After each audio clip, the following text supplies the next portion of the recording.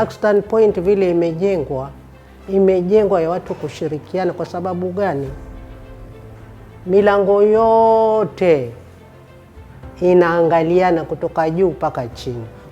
Kukaa watu wengi wa makabila tofauti inakupa furaha ya kujua wenzio wa kutoka makabila mengine, mnashirikiana pale, watoto wenu wanashirikiana, mnakuwa kama jamii moja.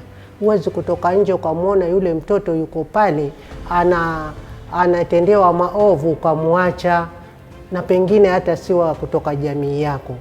Kwa hivyo hii Buxton Point imeleta watu wa Kenya wote, wa kabila zote, tabaka zote pamoja. Maisha yetu yabadilike, kwa sababu kama hivi sasa nitaishi mimi na wajukuu zangu, watoto wangu watakuwa wana raha, wanaishi mahali pazuri, nyumba ni nzuri, kuna kila aina ya michezo pale, kuna swimming pool, kuna mahali pa basketball.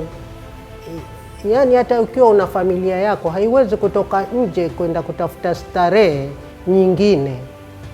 Starehe zitakuwa hapo Buxton Point, ambapo ni jambo zuri sana. Mimi nimependa sana.